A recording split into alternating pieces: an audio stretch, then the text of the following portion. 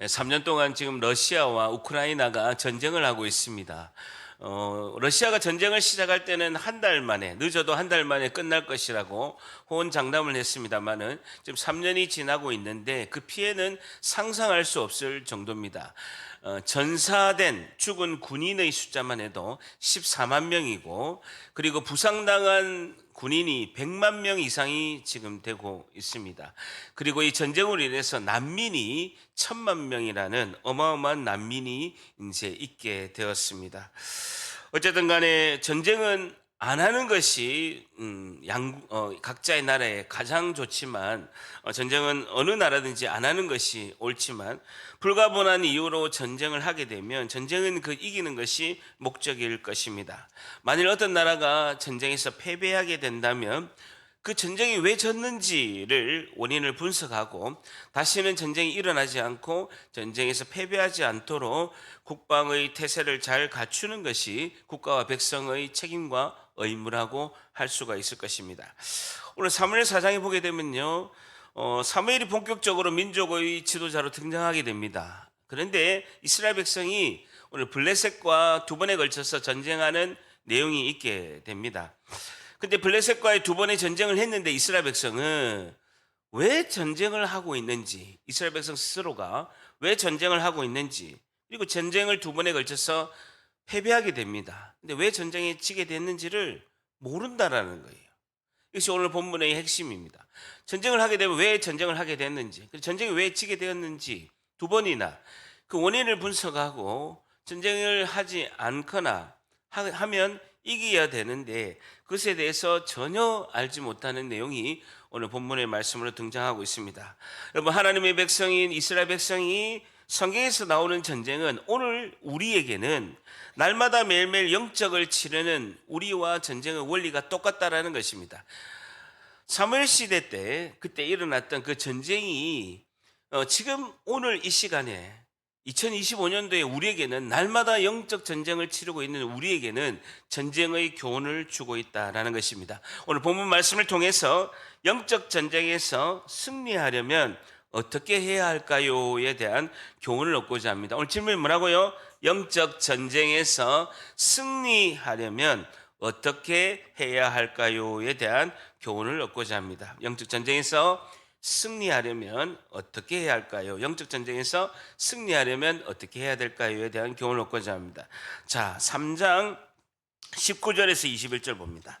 4장 바로 앞에 있는 3장 19절에서 21절을 보게 되면요, 사무엘이 자라매 여호와께서 그와 함께 계셔서 그의 말이 하나도 땅에 떨어지지 않게 하시니 단에서부터 브엘세바까지, 할라에서부터 백두까지, 백두에서 할라까지 온 이스라엘이 사무엘은 여호와의 선지자로 하나님의 말씀을 전하는 하나님의 선지자로 세우심을 입은 줄을 알았더라라고 하고 있습니다.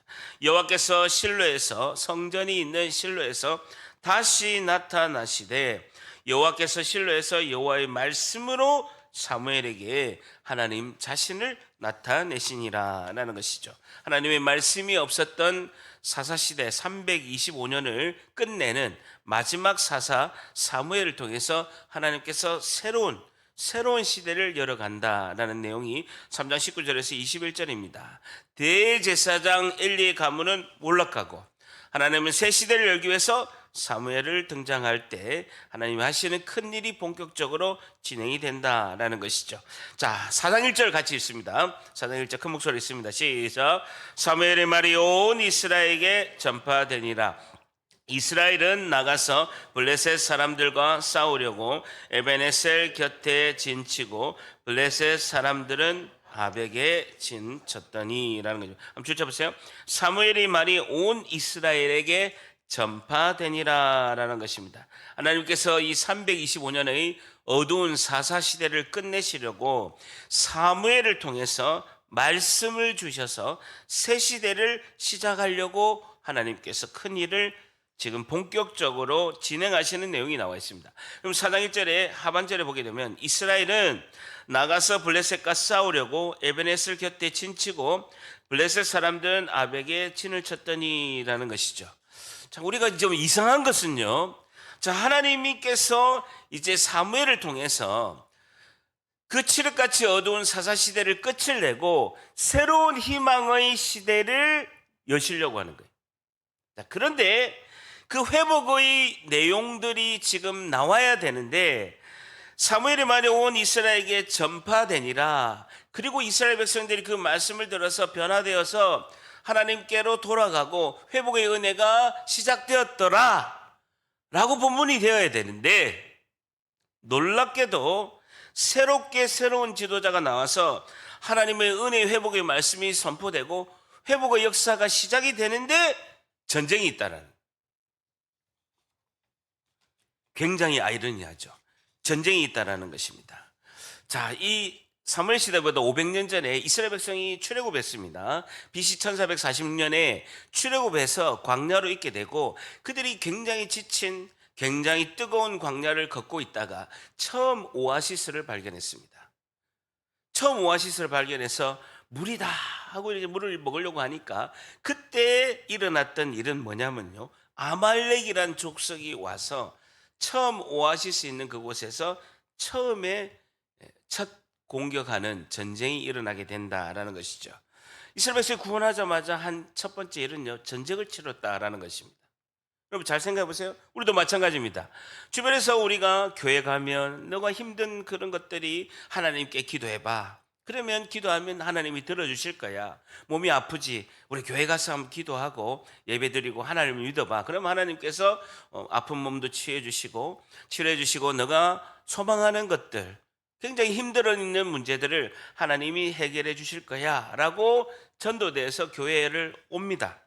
막 전도대에서 이렇게 교회를 오게 되면 그분의 소망은 단 하나죠.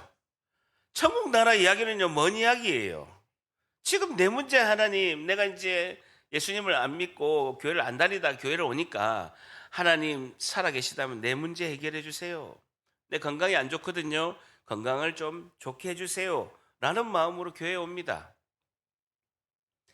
목사님이 천국 이야기를 하고 예수님 이야기를 한 좀 약간은 좀 먼 이야기처럼 처음에 교회에 오면 느껴지는 것이죠. 근데 교회로 오고 나면 병도 낫고 문제도 해결되고 이렇게 뭐 하는 일이 있습니다만은 굉장히 방해가 많다는 거예요.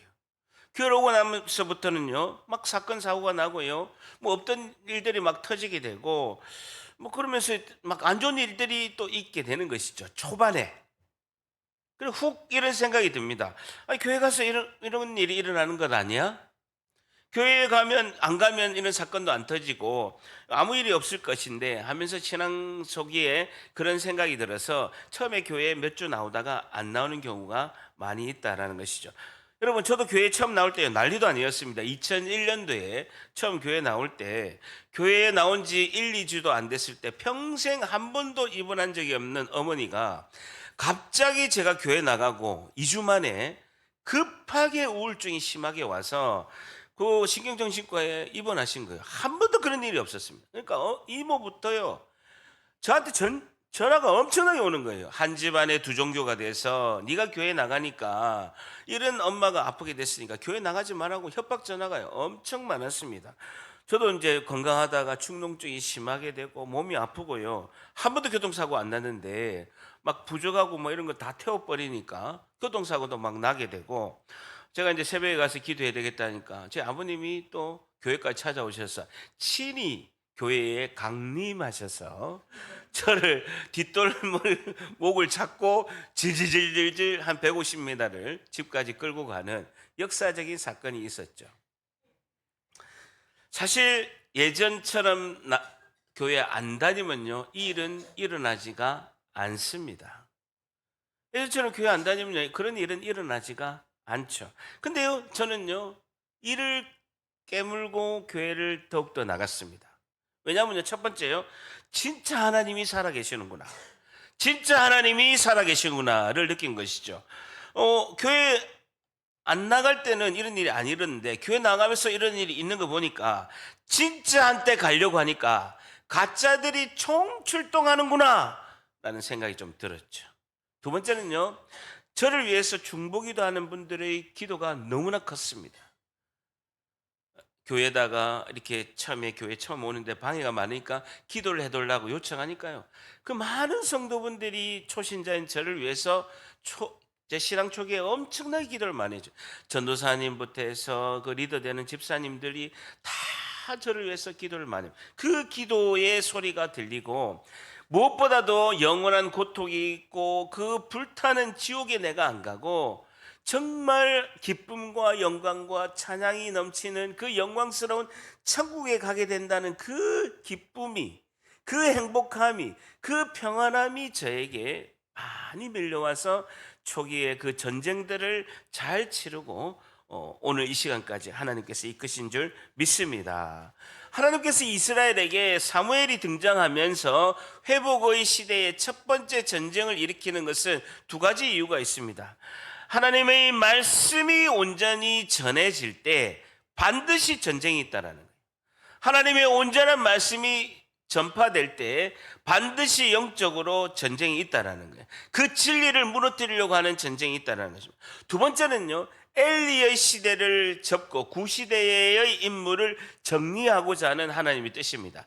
엘리의 시대는 이제는 가고 이제 새로운 사무엘 시대를 열기 위해서 하나님께서 전쟁을 허락하신 거다라는 것입니다. 사무엘 3장에서 사무엘이 마지막으로 지도자로 등장하고 4장의 전쟁이 있을 때까지는요 10년에서 15년의 시간이 있습니다. 충분히 엘리와 그 두 아들 홈니와 비나스가 충분히 회개할 시간을 하나님께서 10년에서 15년 주시는 거예요. 근데도 그 두 아들은 대제사장 엘리의 두 아들, 제사장인 두 아들은 결단코 회개하지 않는 그런 상황에서 하나님께서 전쟁을 허락하신다라는 것이죠. 2절에 보면요, 블레셋 사람들이 이스라엘에 대하여 전열을 벌이니라. 그 둘이 싸우다가 이스라엘이 줄쳐보세요. 오늘 핵심의 단어인데요, 블레셋 사람들 앞에서 패하여 그들에게 전쟁에서 죽임을 당한 군사가 몇 명이랐다고요? 4,000명 가량이라. 블레셋 사람들 앞에서 패하여. 보통은요 성경에서 기록할 때 블레셋 사람에 의해 라고 하거나 우리가 사사기에서 자주 등장하는 표현이 뭡니까? 블레셋이 침해, 블레셋이 이스라엘을 침해라고 단어를 등장하는데, 여기서는요 블레셋 사람들 앞에서 패했다라고 말하고 있습니다. 전쟁의 패배의 원인이 없는 거예요. 블레셋 사람에 의해서 전쟁이 졌다, 블레셋이 침해 전쟁이 졌다라고 표현하지 않고 블레셋 사람들 앞에서 패했다고만 이야기하는 거예요. 전쟁의 원인을, 패배의 원인이 없다라는 것입니다. 결론적으로는요, 정확한 표현은요, 블레셋 사람 앞에서 하나님이 패하게 하셔서라는 뜻이죠. 하나님이 패하게 하셨다는 것, 하나님이 패하게 하셨다라는 것입니다. 축구 경기로 치면 이렇게 합니다. 상대방이 너무 못해서 축구를 이긴 것과 똑같다라는 거예요. 내가 잘해서 축구를 경기를 이긴 게 아니라 상대방이 너무 못해가 자살골도 넣고 너무 못해가지고 축구를 이긴 것과 같다라는 거예요. 블레셋 앞에서 이스라엘이 스스로 치는 바람에 그냥 블레셋이 전쟁에서 이겼다라는 것입니다. 블레셋이 어떤 공격을 해서 이겼다라는 기록이 성경에는 전혀 없습니다. 어쨌든 1차 전쟁에서 패배로 4,000명이 죽게 됩니다. 자, 그러면 이스라엘의 반응을 보게 되면요, 이스라엘 백성 자신들이 드디어 왜 전쟁을 졌는지 분석하게 되죠. 왜 전쟁이 졌지? 라고 생각하는 건 좋은데, 그들 하나님께 묻고 하나님께서 전쟁을 지게 하신, 왜 우리가 전쟁을 졌습니까? 라고 하나님께 응답을 받아야 되는데 자기 생각대로 분석하는 거예요. 3절 같이 있습니다. 시작. 백성이 진정으로 돌아오매 이스라엘 장로들이 이르되 여호와께서 어찌하여 우리에게 오늘 블레셋 사람들 앞에 패하게 하셨는고, 여호와의 언약궤를 실로에서 우리에게로 가져다가 우리 중에 있게 하여 그것으로 우리를 우리 원수들의 손에서 구원하게 하자니. 여호와께서 어찌하여 우리에게 오늘 블레셋 사람 앞에서 패하게 하셨는고 라는 겁니다. 원인은 하나님께서 블레셋 앞에서 패하게 하신 것을 자신들이 잘 찾았어요. 자, 그런데요, 답과 대책은요 자기 마음대로 결론을 내린 거예요. 자기의 소견대로, 사사기의 맨 마지막에 한 것처럼 자기의 소견대로 결론을 내는 것입니다. 여호와의 언약궤를 실로에 있는 하나님의 성전에서 지금 전쟁터에 있는 여기까지 가져다가 우리 중에 있게 하여 그 여호와의 언약궤 법궤를 통해서 우리의 원수들의 손에서 구원하게 하자라고 장로들이 기가 막히게 어이가 없는 자기의 소견대로 결론을 내는 것이죠. 여호와의 언약궤를 실로에서 지금 가져다가 우리 중에 있게 하면 우리가 전쟁에서 승리할 것이다 라고 결론을 내는 겁니다. 마치 이렇습니다. 자, 보세요. 요즘은 내가 이제 교회 예배에 좀 자주 빠집니다. 어쨌든 근데 교회는 이제 이렇게 잘 다니는데 좀 되는 일이 없는 거예요. 막 되는 일이 없고, 직장에서 되는 일이 없고, 사업대에서 되는 일이 없고, 집에 또 안 좋은 일이 많은 거예요. 그러면 이렇게 생각해야 되는 거죠. 예배에서 내가 마음을 다하고 집중하고 하나님께 딱 이렇게 시선을 고정해 가지고 딴 생각 안 하고 예배를 잘 드려야 되는데, 내가 그렇지 않고 기도도 잘 안 하고 말씀도 잘 안 읽으니까 그러면 내가 안 나가든 새벽기도를 나가야지, 아니면 수요 예배에 가서 내가 뜨겁게 기도하면서 하나님께 부르짖고 기도해야지 라고 결론을 내려야 되는 거예요. 근데 지금 어떻게 생각하냐면요, 그냥 대책을 이렇게 생각하는 거예요. 내가 왜 이렇게 되는 일이 없지?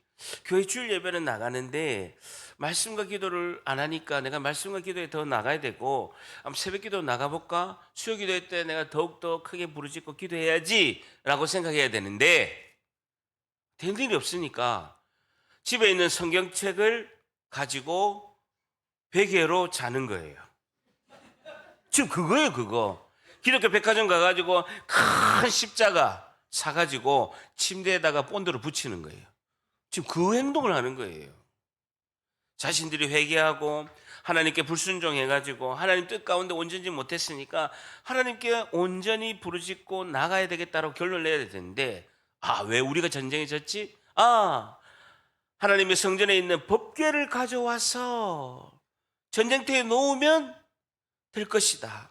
내가 성경책을 읽고 묵상하고 성경책을 보고 하나님의 뜻 가운데 나가야 되는데, 기도해야 되는데 성경책을 베고 그냥 자는 거예요. 나무 십자가를 그냥 침대에 붙이는 거예요. 아무 일이 나지 않습니다. 그렇게 결론을 내는 거예요. 이 정도로 하나님의 뜻을 모르고 하나님의 그 말씀에 순종하지 못한 그 모습을 명백히 지금 나타내고 있는 것입니다. 여러분, 하나님은 우리를 목적을 이루고 우리의 필요만을 채워주시는 하나님은 우리의 방법과 수단이 아닙니다. 여러분, 하나님은 온 우주 만물을 창조하시고 만왕의 왕이시고 전능하시며 안 계신 곳이 없으시고 무소부재하시며 우리를 살려주신 구원주이심을 믿습니다. 신앙의 초기에는 모르고 그럴 수가 있습니다. 내 소원 이루려고 교회에 오니까 그럴 수도 있습니다. 그런데 교회를 나가고 세례를 받고 하나님께 더욱더 알게 되면 우리가 달라져야 될 줄 믿습니다. 오늘 첫 번째요, 영적 전쟁에서 승리하려면 어떻게 해야 할까요? 첫 번째, 내 생각을 내려놓고 기도와 말씀으로 나아가야 합니다 라는 것이죠. 내 생각을 내려놓고 기도와 말씀으로 나아가야 합니다 라는 것이죠. 내 생각을 내려놓고 기도와 말씀으로 나아가야 합니다 라는 것이죠. 내가 위기 때 그 문제를 해결하려면 가장 첫 번째는요, 세상적인 내 생각을 내려놓는 것입니다. 하나님보다 나를 도와줄 사람을 먼저 생각하기도 하고, 하나님께 기도하기보다는요, 핸드폰으로 여러 사람에게 전화하려고 이렇게 하는 생각이 들기도 합니다. 그런데요, 그런 세상적인 생각을 먼저 내려놓고 기도와 말씀으로 가서 하나님께 나아가는 것이 가장 하나님 기뻐하신 길인 줄 믿습니다. 그게 제일 중요한 거예요. 그래서 본인이 기도가 부족하면요, 셀에서 아니면 교회 식구들에게 기도 요청하시고, 아니면 저에게도 목사님 기도해 주세요라고 요청을 하시고, 가장 중요한 것은요, 본인이 우선적으로 기도의 자리에 나오는 것을 하나님이 가장 원하신다는 거예요. 중보기도가 굉장히 중요한데 본인이 기도의 자리로 나오는 것이 가장 중요하다라는 것입니다. 저를 따릅니다. 내가 기도의 자리로 나아갑시다. 한 번 더, 내가 기도의 자리로 먼저 나아갑시다. 그래서 저는 중보기도를 딱 요청을 하면요, 바로 즉시예요. 혹시나 잊어버릴 수도 있으니까 기도 전화 받을 때 전화 끊자마자 바로 중보기도 합니다. 제가 평신도 때 뭐 이렇게 하여튼 좀 요란스럽게 뭐 환상가 이런 걸 좀 많이 보다 보니까 저한테 중보기도를 요청하는 분이 꽤 많으셨어요. 어떤 일을 할 때 힘들 때 김 집사, 내가 이제 좀 이렇게 중요한 일이 있고 내가 지금 많이 힘드니까 이번 한 주 좀 기도를 좀 나에게 중보기도를 해주세요. 내가 이제 다음 주에 뭐 이렇게 중요한 일이 있으니까 기도를 해주세요라고 이렇게 요청을 합니다. 그럼 제가 그 얼마나 이렇게 신앙이 교회 온 지 얼마 안 된 저에게 기도를 요청하는 것이 너무나 감사해서 저는 그래 뭐 큰 일에 대해서 기도 요청을 받으면 저녁을 금식하고 한 주 동안 기도해서 이렇게 대부분이 그렇게 기도해서 응답받은 것을 이제 전달해 드리고 했죠. 그래서 주일날 그런 이야기를 듣고 다음 주일날 이제 집사님 만났습니다. 박 집사님인데 박 집사님을 찾아가서 집사님, 제가 지난 한 주 동안에 저녁마다 금식하고 집사님 기도를 했는데 하나님이 응답을 이제 해주셨습니다라고 이렇게 박 집사님 말씀드렸죠. 박 집사님이 저한테 그런 거예요. 내가 기도 요청했어요? 중보기도 요청했어요? 너무 지금 생각하면요, 너무 당황한 그런 상황이 있었습니다. 본인이 중보기도를 요청해 놓고 중보기도를 요청한 사실도 모르고 그 증거가 뭐냐면요, 본인이 기도를 안 한 거예요. 본인이 한 주 동안 기도를 해야죠. 중보기도를 요청해놓고 본인이 기도하는 것을 하나님이 제일 먼저 원하시는데 본인이 기도 안 하는 상황이 발생했다는, 이 기도는 같이 함께하고 그리고 본인이 가장 간절히 기도해야 될 줄 믿습니다. 자, 보세요. 자, 그래서 기도는요, 내가 기도했으니까 하나님께서 당연히 이루어 주시는 것이 아닙니다. 그러니까 우리가 자녀들이 보게 되면요, 자녀들이 부모에게 요청을 한다고 해서 부모가 돈도 있고 능력도 있어도 그거를 바로 그때마다 들어주지는 않습니다. 내가 능력이 돼도 자녀에게 이것을 해주는 것이, 뭐 핸드폰을 일찍 사주는 것이 자녀에게 유익할 건지, 자녀 교육에 올바른 것인지, 자녀가 교육을 받아서 사회에 온전하게 나아가는데 그것이 좋은 건지를 판단하고 해줄 능력이 있어도 나중에 해주는 경우가 많이 있죠. 마찬가지로 하나님도 우리의 기도를 기도에서 가장 중요한 것은요, 하나님이 들으신다는 것인 줄 믿습니다. 하나님 내 기도를 들으신 거예요. 그리고 하나님이 판단하시는 거예요. 지금 기도 응답을 해주는 것이 좋을 것인지, 그리고 하나님께서 내 기도를 들으시고 하나님의 방법으로, 하나님의 그 뜻으로 하나님이 하신 줄 믿습니다. 하나님은 그 시대와 시기를 보고 계시는 거예요. 당장 지금 들어주는 것이 맞는 건지, 아니면 몇 개월 후에, 아니면 몇 달 후에 들어주는 것이 맞는 것인지 하나님의 판단하셔서 하나님의 뜻 가운데 하나님의 방법으로 하나님이 이루신 줄 믿습니다. 그 가장 큰 축복은요, 내가 기도하면 하나님이 들으신다는 것이 너무나 중요한 겁니다. 그래서 내 인생을 주님께 맡겨드립니다. 하나님의 뜻 가운데 하나님의 방법으로 하나님이 이루어 주시옵소서라고 기도하는 것이 너무나 중요하다. 그래서 우리가 의지하고 기도할 것은 하나님의 자비하심과 긍휼하심의 은혜인 줄 믿습니다. 이것이 헤세드의 은혜예요. 하나님의 자비하심과 긍휼하심에 우리가 기대하는 것이죠. 예배에 선포되는 이 말씀, 이 시간에 우리 각자의 형편은 달라도 하나님의 말씀을 아멘으로 받아들일 때 결단하고 실천하면 하나님께서 우리에게 모두에게 응답하시고 해결해 주실 줄 믿습니다. 자, 4절 보세요. 이 백성이 실로에 사람을 보내어 그룹 사이에 계신 만군의 여호와의 언약궤를 거기서 가져왔다라는 것이죠. 여러분, 신명기 12장 11절에 보게 되면 하나님의 성전에 있는 언약궤 법궤는요, 성전과 함께 이동하는 거예요. 성전에서 나올 수가 없는 거예요. 그 법궤가 이동할 때는요, 성전이 같이 이동해야 되는데 그 법궤만 나올 수 있는 것은 율법에서 못하게 돼 있는 거예요. 근데 율법을 어기면서 언약궤를 가져온 거예요. 그런데요, 언약궤를 가지고 나올 때 언약궤는 누가 지냐면요, 제사장이 지는 거예요. 그러니까 언약궤를 들고 나오기 위해서는 전쟁에 참여하지 않는 엘리의 두 아들 홈리와 비느하스가 같이 나와야 되는 거예요. 여러분, 이해가 됩니까? 그 법궤는 하나님의 성전에서 나올 수가 없는데, 절대 나올 수가 없는데, 법궤를 이동할 때는 하나님의 성전과 같이 이동해야 되고, 법궤는 누구만이 들 수 있다? 제사장만이 들 수 있는 거예요. 그래서 엘리의 두 아들 제사장 홈리와 비나스가 법궤를 들고 나오는 거예요. 결국은 홈리와 비나스도 법궤와 함께 죽음을 맞이하게 되는 그런 사건이 있게 되는 것이죠. 하나님 성전에서 여호와의 영광이 언약궤가 법궤가 떠나면서 여호와의 영광, 하나님의 임재가 떠나게 된다라는 것이죠. 어쨌든 법궤가 나오면서 홈리와 비나스도 전쟁터로 오게 되고, 전쟁에 참여하지 않는 두 아들이 오게 되고 그들은 죽음을 맞이하게 되는 것입니다. 자, 그러면서 5절에 보세요. 여호와의 언약궤가 진영에 들어올 때에, 줄자 보세요. 온 이스라엘이 큰 소리로 외침에 땅이 울린지라. 줄자 보세요. 온 이스라엘이 큰 소리로 외침에 땅이 울린지라. 익숙한 문장이죠. 이스라엘 백성이 요단강을 건너서 여리고성이 무너질 때 아무것도 안 하고, 그때는 실로의 성전이 없었을 때 제사장들이 법궤를 몰고 법궤를 메고 여리고성을 돌았어요. 마지막 날에 이스라엘 백성들이 침묵하면서 돌다가 마지막 날에 큰 소리로 외칠 때 여리고성이 무너진 거예요. 그걸 알고 있었거든. 그럼 큰 소리 외치면 여리고성이 무너졌으니까 이번에 우리가 큰 소리 치면 전쟁에서 이길 것이다 라고 짝퉁짓을 하는 거예요. 자신의 목적을 위해서 하나님을 이용하는 것, 법궤를 이용하는 것을 볼 수가 있습니다. 6절에 보게 되니까요, 블레셋 사람이 그 외치는 소리를 듣고 이르되, 히브리 진영 이스라엘 백성들의 진영에서 큰 소리로 외치면 어떻게 된 것이냐 하다가 여호와의 궤가, 하나님의 그 법궤가 진영에 들어온 줄을 깨닫게 된 것이죠. 블레셋 사람들이 전쟁하다가 하나님 법궤가 왔구나, 이것을 알게 된 것이죠. 그러면서 7절에 블레셋 사람들이 두려워 이르되 신이 진영에 이르렀도다 하고, 또 이르되 우리가 화로다, 전에는 이런 일이 없었도다 하고, 블레셋 사람들이 보면요 오히려 더 믿음이 좋아요.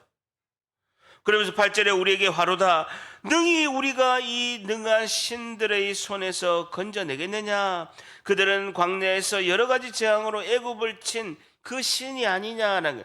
블레셋 사람들은 자기들이 만든 우상을 많이 섬기고 있었는데 하나님을 여러 신들 중에 하나로 생각하는데, 광야에서 그 애굽 사람들 이긴 그 승리의 여호와 하나님이 아니냐라고 고백하는 것이죠. 그러면서 자신들은 그 적국이면서 전쟁에 대해서 뚜렷한 목적과 소신이 뚜렷하게 9장에 이렇게 외칩니다. 너희 블레셋 사람들아, 이 법궤가 와대도 두려워하지 말고 강하게 되어서 대장부가 되라.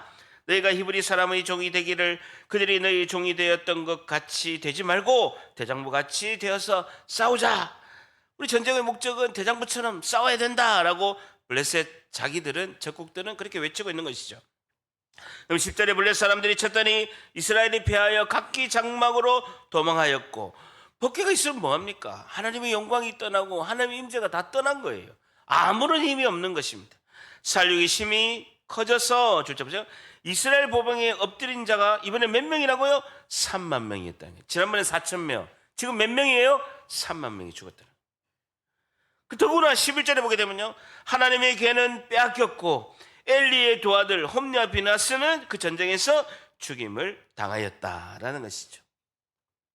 1차 전쟁에서 4천 명, 2차 전쟁에서 3만 명이 죽게 됩니다. 총 3만 4천 명이 죽게 되고, 2명의 제사장은 법궤를 들고 오다가 그 전쟁터에서 죽게 됩니다. 하나님의 영광, 하나님의 임재를 상징하는 법궤도 빼앗겼습니다. 3만 4천 명 죽었죠. 2명의 제사장이 죽었죠. 법궤도 빼앗기게 됩니다. 여러분, 이스라엘의 잘못이 무엇입니까? 각기 자기의 소견대로 자기 뜻대로 판단하고 자기가 하나님의 자리에서 결론을 내린 겁니다. 하나님의 뜻이 아니라 자기의 생각대로 모든 일을 하는 것이 전쟁의 패배의 원인입니다. 여러분, 이스라엘 백성들이, 우리가 3장 마지막 절에 뭐라고 했습니까? 사무엘을 통해서 하나님의 말씀이 전파되었습니다. 그러면 이스라엘 백성이 사무엘에 가서 물어야 되는 거예요. 전쟁을 해야 되는 것인지, 전쟁을 해야 할 수밖에 없다면 어떻게 하면 이길 수 있는지를 사무엘에게 물어봐야 됩니다. 근데요, 이 지금 본문에 보게 되면요, 사무엘이 등장하지 않습니다. 사무엘이 전혀 등장하지 않는다. 하나님께 묻는 것이, 하나님께 여쭤보는 것이 전혀 없었다라는 것입니다. 여러분, 사사기에도 보면요, 우리가 설교를 쭉 지나면서 봤지만 이스라엘 백성이 전쟁에 이길 때는 단 하나입니다. 전쟁을 어떻게 해야 되는 것인지, 전쟁을 해야 되는지 말아야 되는지를 하나님께 묻고 하나님이 알려주신 대로 하면 승리한 거예요. 여러분, 기드온과 300용사 봤잖아요. 기드온과 300용사 무기를 든 게 하나도 없어요. 횃불 항아리에다가 불만 넣어가지고 13만 5천 명을 이겼습니다. 자기들끼리 13만 5천 명이 막 해가지고 진 거예요. 그거는 300용사만으로 그 횃불 항아리만 들어서 상식적으로 이해가 되지 않나. 하나님이 그렇게 하라고 하시니까 승리한 것입니다.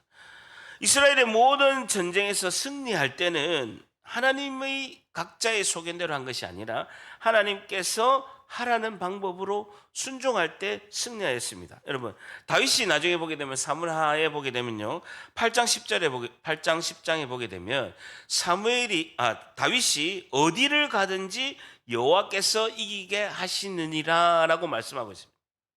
그래서 다윗이 전쟁 전에 하나님께 묻고 하나님이 하라는 대로 순종하니까 이기게 하신다라는 것입니다. 그래서 이스라엘 백성이 스스로 잘못해서 전쟁에서 지게 되고, 우리도 보게 되면요, 하나님의 뜻 가운데 하나님이 하시라는 대로 순종하면 영적전쟁에서 승리하고, 하나님의 뜻이 아니면 내 생각대로 하면 영적전쟁에서 반드시 패하게 되어 있습니다. 오늘 두 번째요, 영적전쟁에서 승리하려면 어떻게 해야 할까요? 두 번째, 하나님께 묻고 듣고 행하고 감사해야 합니다. 두 번째 뭐라고요? 하나님께 묻고 듣고 행하고 감사해야 합니다라는 것이죠. 하나님께 묻고 듣고 행하고 하나님께 여쭤보고 하나님 뜻이 무엇입니까? 들어야 됩니다. 충분히 하나님 감동 주시는 은혜, 말씀으로 주시는 은혜, 선포된 설교 말씀 가운데서 응답을 받고 듣고 우리가 실천하는 거예요. 행함이 없는 믿음은 믿음이 아니라는 거예요. 행하고 그리고 감사와 영광을 하나님께 올려드리는 거예요. 오래간만에 한번 해볼까요? 요 왼쪽에 묻고 듣고 오른쪽에 행하고 감사하라. 소리가 크게 내신 분은 오늘 선물 2개. 이쪽에 있는 거 이거 뺏어서 주고, 이쪽에 있는 거 뺏어 주고, 묻고 따블. 자, 묻고 듣고 행하고 감사하라. 자, 왼쪽부터 시작. 묻고 듣고. 수가 적은데 이게 더 크잖아요. 역시 제 걸 드리겠습니다.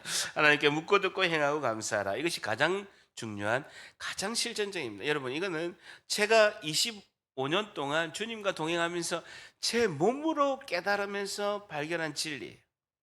이거 어디 딴데 누가 어떤 목사님이 설교에 책에 있는 게 아니에요.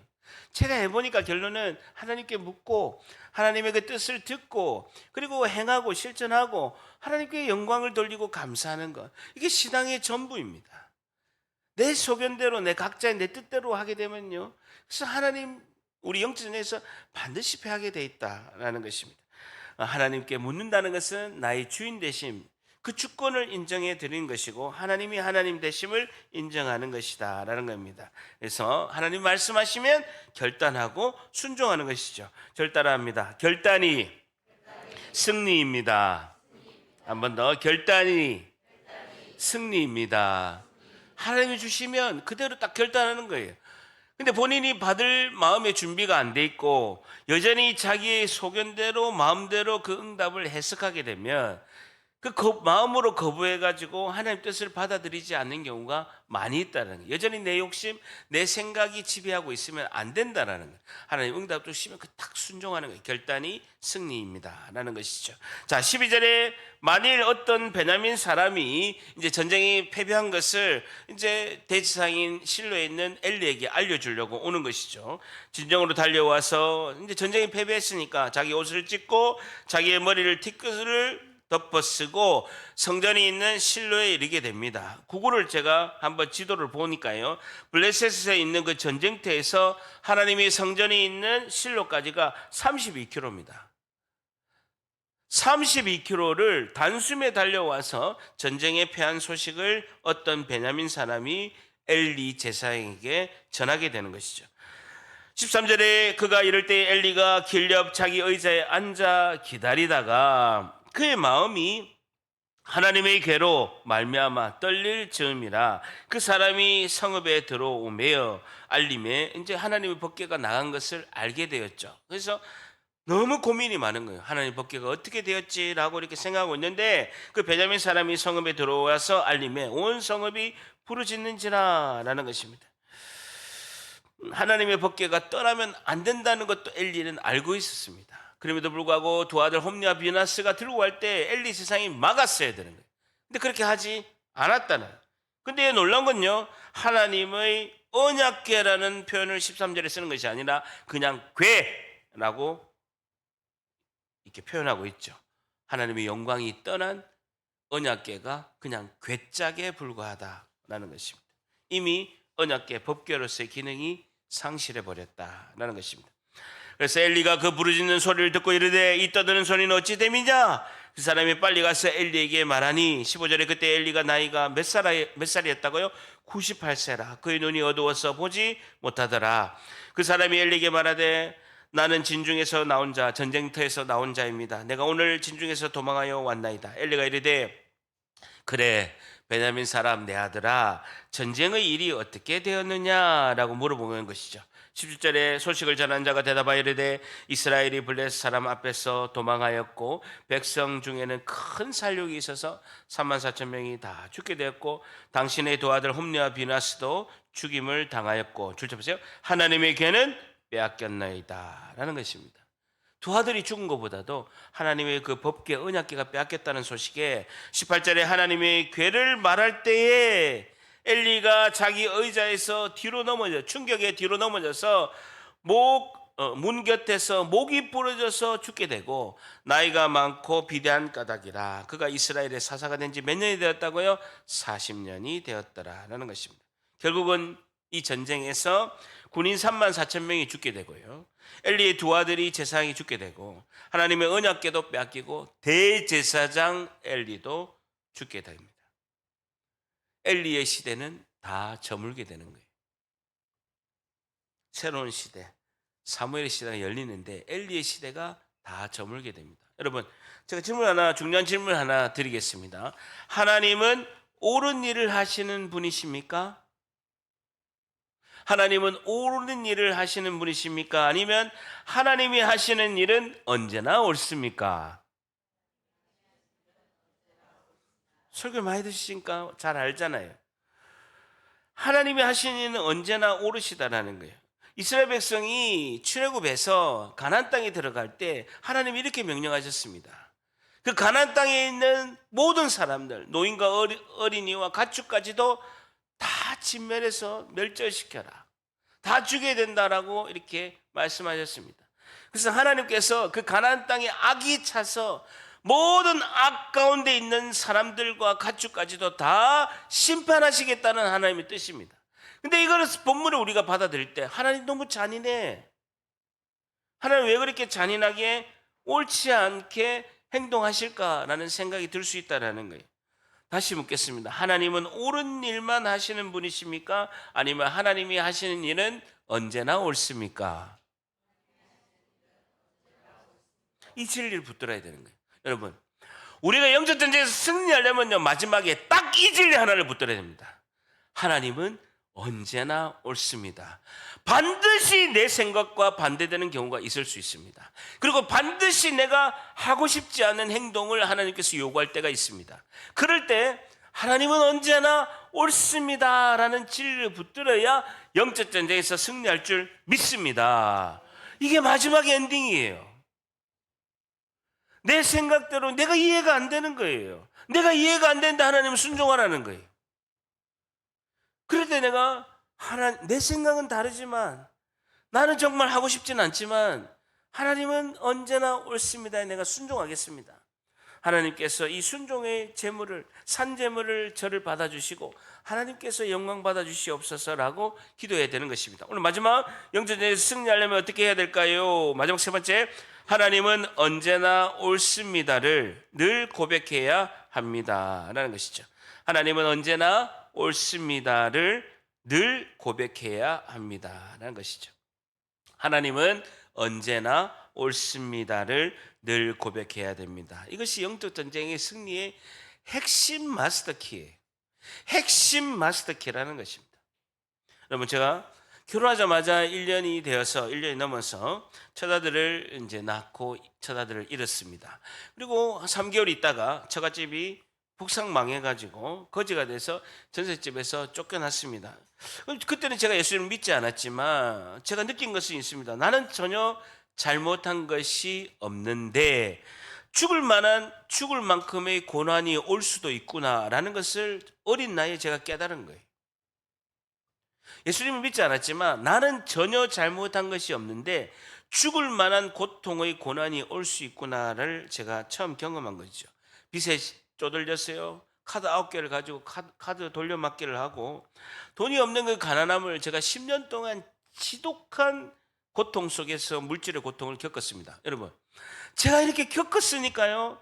직장 생활도 23년 했고 물질이 없어가지고 카드 돌려막기 9개로 돌려막기를 하고 맨날 대출받으러 다니는 이 10년의 세월을 지긋지긋한 생활을 해놓으니까 성도들이 물질의 고통이 있을 때요, 정말 이해가 되는 거예요.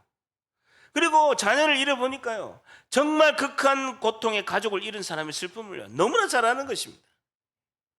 여러분, 처음에는요 정말 인생이 너무나 고통스럽고 원망이 많았습니다. 근데 그때 그 고난과 아픔이 없었으면 오늘의 저는 있을 수가 없습니다. 저는요, 생각에 어릴 때부터 아버지께 세뇌받은 것이 있습니다. 물론 가정교육도 이렇게 받았지만 사람은 성실하고 열심히 근면하면 잘 살고 행복할 수 있다라는 것을 세뇌를 어릴 때부터 받았던 거예요. 그렇기 때문에 내가 죽을 만한 고통의 고난이 없었으면요, 저는 절대로 예수 믿고 교회에 나갈 사람이 아닙니다. 저 가치관은 확실합니다. 성실히 열심히 최선을 다하면 잘 산다. 그리고 무조건 행복한다. 이건요, 저희 확실한 철학이었어요. 그런데요, 성실히 열심히 최선을 다해서 앞만 보고 달려간데도요, 너무나 큰 고통이 있더라고요. 너무나 큰 사건 사고가 있는 거예요. 그 저의 연약함을 경험하게 된 것이죠. 그럼 나는 인생을 어떻게 해야 되는가? 예수님이 있어야 되는구나. 전능하신 하나님의 도우심이 있어야 되는구나.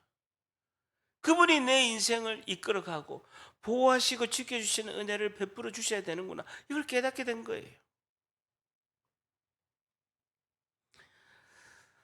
가족의 우리 자녀를 잃고 물질을 잃고 희망이 안 보일 때 하나님이 하시는 모든 일은 저를 향한 오르심의 시작인 줄 믿습니다. 이걸 깨닫게 된 거예요. 오르심의 시작이었구나.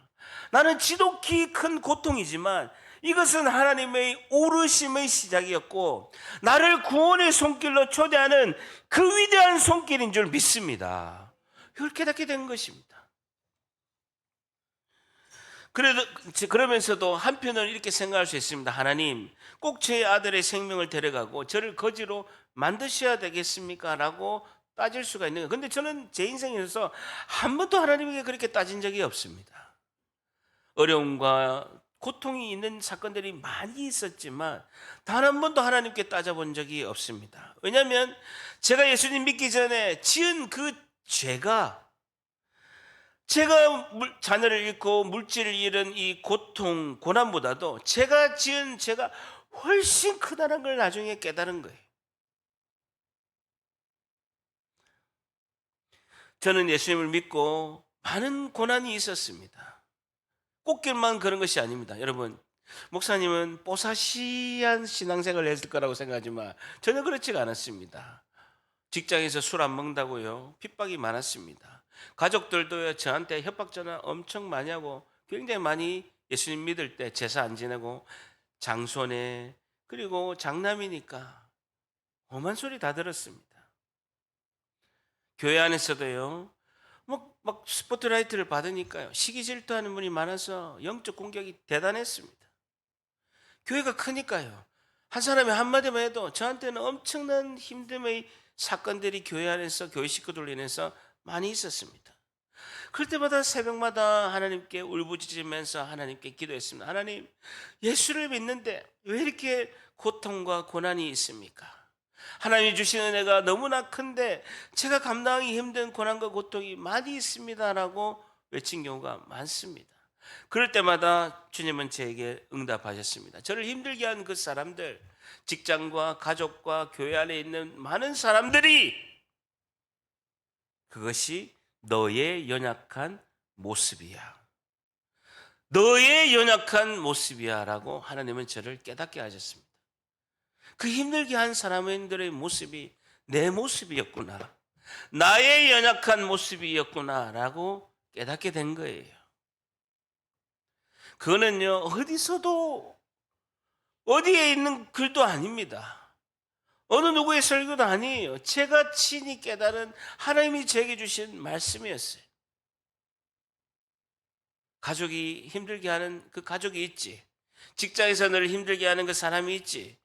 교회 식구가 너를 힘들게 하지. 그게 너의 모습이야. 너의 연약한 모습이야. 라고 하나님께서 말씀하신 것입니다. 여러분, 제가 많은 고난을 하나님의 은혜로 통과하면서 제가 담임 목사까지 이렇게 오게 됐고요. 이제 곧 6월 달에 3개월 후에는 아들이 목사가 됩니다. 우리 딸이 전도사로 열심히 사역 잘하고 있고요. 우리 아내도 열심히 전도하고 하나님 일을 열심히 잘하고 있습니다. 세월이 지나서 우리 가족들이 이 생애를 다 마감하고 자자손손 믿는 또 하나님의 백성이 되면 언젠가는 소망하기를 이 땅을 떠나서 하늘나라에 갔을 때 그 상처 아픈 제 처자들을 만나서 하나님께 영광의 찬송을 드리고 너로 인해서 고난과 고통을 인해서 내가 예수를 믿어서 목사가 되어서 하나님 일을 하고 정말 천국의 이 중심에서 생명나무 생명강가에서 너를 만나서 기쁘다. 우리 온 가족이 우리 부모님과 우리 온 가족이 함께 천국에서 찬송과 영광을 드릴 때 여러분 이 땅에서의 고난과 고통은요 아무것도 아닌 것인 줄 믿습니다. 다 덮을 수 있다라는 거예요. 우리의 힘듦을 다 덮을 수 있는 것이 하나님의 은혜인 줄 믿습니다. 하나님이 나에게 주시는 그 고난과 고통을 허락하신 것은요 다 이유가 있으신 거예요.